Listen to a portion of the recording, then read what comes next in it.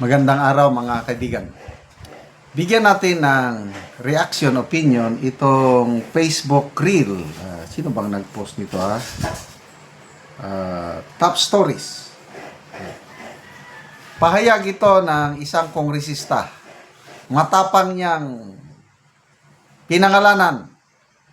Ang Big Fish ay si Pangulong Marcos Jr., hindi si Revilla. Wow! Tapang naman. Gaya yan ba ang mga ano? Okay, pakinggan natin itong, I think, interview ito sa Billionaire News channel, if I'm not mistaken. Nandyan, nagsasalita, in-interview nila si Congressman Antonio Tino ng ACT Party List. Pakinggan natin. Wala na extension, na kaso na-arresto na, si Senator Joel may file pa, extension, to file counter affidavit. Bakit kasi nagsa-session na? You mean to say, akala ko Yan, investigation. Congressman Tino. Ako kay Senator Joel. Oh, unfortunately for Senator Pong, mukhang siya yung scapegoat. Dahil nangako ang si Pangulo. Di ba sabi niya, December pa nga daw, meron ng Si Ombudsman. at Ombudsman, wala. Okay, naghahanap ng malaking isda. Ngayon, meron silang Senator. More Chinese Villa. doon na rin. Okay. Pero ang tanong, yan ba ang ine-expect ng publiko na malaking isda? Hindi. Oo nga, Diba? tama. Anong big fish para sa inyo kung? Sinabi ko na yung big fish, sino ang pinaka Sinasabi kayo na pa sa Pangulong Marcos nakikinabang Pangulo, patakaran Pangulo. leadership.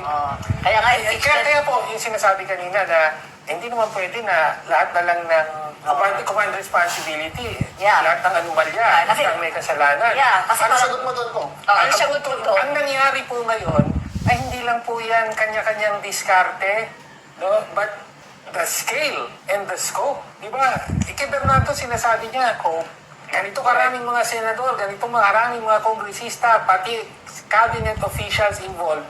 Systematic. Systematic systemic, and centralized yung plunder na naganap sa administrasyong ito. Yan. Kaya presidente ang responsable. Kaya nga. Which actually came out in the open because of the President's SONA Yeah, expose. So, para sa akin, di ba? ito mga pinasano natin, correct. Yon. Agree ba kayo? Kung minsan, binabatikos natin itong mga makabayan. But this time, purihin ko siya, Congressman Tino.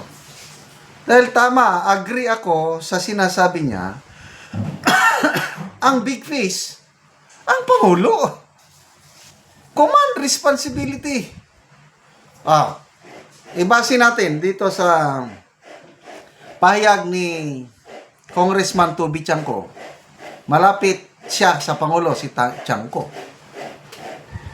In a very clear manner, I believe nagsasabi ng totoo itong si Congressman Toby Chanco sa kanyang istoryang ito. Ang purpose niya siguro, gusto niyang iligtas ang Pangulo. Kaya lang hindi, lalong madidi ng Pangulo sa testimonyang ito ni Congressman Chanco. Kailan yun? November 2024. Bago nangyari yung worst budget in our nation's history, yung 2025 budget na pinirma niya. Tinawag ng Pangulo si Martin Romualdez. Nagagalit daw ang Pangulo. I don't know kung nandun ba Saldico. Martin, ano bang gusto nyo? Sabi ng Pangulo. Anong gusto nyo ni Saldico? Ilang eroplano bang gusto nyo? Ilan bang bahay sa Forbes Park? Ilan bang kabyar? Ano ba yung kabyar? Pagkain ata. Hindi ba kayo, pinapakialam nyo, ninanakaw nyo ang pondo sa Kongreso? Ganun.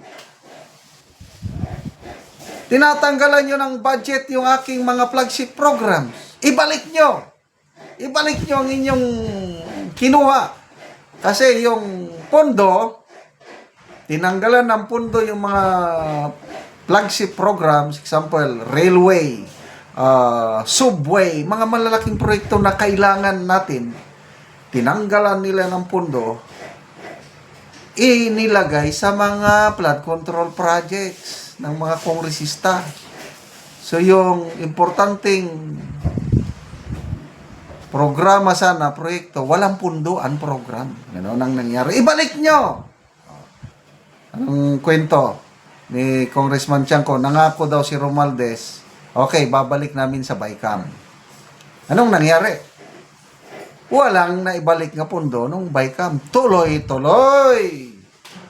Kaya nagkaroon ng blank item sa sa Baykam. Fill in the blanks. Anong ginawa ng Pangulo? Wala lang, ni-review niya ng konti. Pinagmayabang niya, I reviewed 4,057 pages and I have found nothing wrong. Pinirmahan niya. Yung pala, ang daming anomalya. Ano yan, malinis?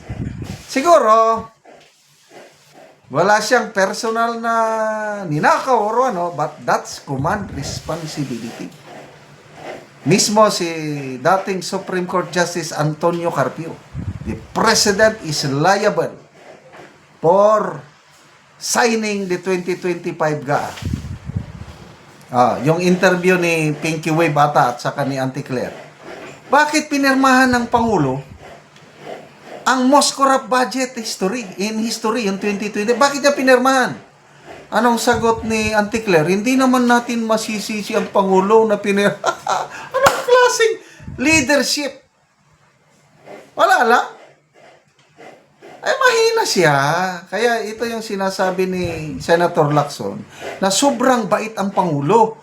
At sa kabaitan niya, inaabuso siya ng kanyang mga nakapalibot sa kanya. Hindi mo sabihin, mabait ka na. You are the president. Nakasalalay sa iyo ang kinabukasan, kapakanan ng 117 million Pilipinos. Perma ka ng perma. Ang responsibilidad sa iyo na pumirma, yun. Kaya ang big fish, agree ako dito kay Congressman Tino, ang Pangulo ang big fish. Then after ang Pangulo, Romualdez. Kailang wala namang ebidensya. Saldico, ganda na sana, makukulong na, may warrant of arrest. Nandun naman, naghahayahay sa isang Forbes Park community sa Portugal, hindi nila mapasok-pasok. Ano ba yan? Bong Revilla, huwag niyong ipagmalaki nga nakapakulong na kayo dahil hindi big fish talaga si Rimulya. Diles, Sara Diskaya. Big fish, Balyena. Si Revilla, ano lang, flying fish. Salamat mga kaibigan sa inyong pagsubaybay sa ating channel. Nakakatulong kayo ng malaki sa tribong Talandig ng Bukidnon dahil ang income natin sa channel na ito is pantulong sa tribo. Namimigay tayo ng libreng yero at pako para makapagpatayo sila ng mas maayos na tirahan. Panoorin nyo ang video na ito. Una ni ang natagaan na mo gero. So, Sinyag yatag ninyo sa inabang.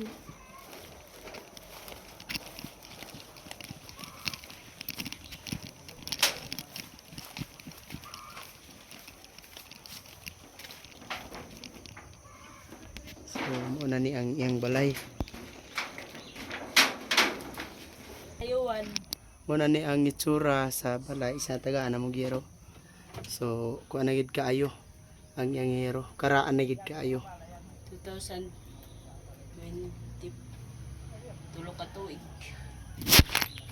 Kita gid nato nga mga buslot-buslot na ang ilang atop. So, gipang sapaw-sapaw ra gid ang ilang gero.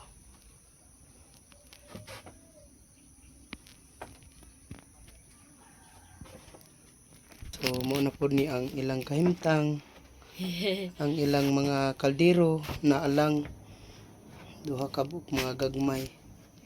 Ug karon pila na ni ka tuig ang inyong balay nga inani na ang itsura sa inyong atop? Tulo ka tuig na. Turo na ka tuig. So, kuan dugay-dugay nagyod. Wa mi naka palit og atob kay tungod sa kalisod.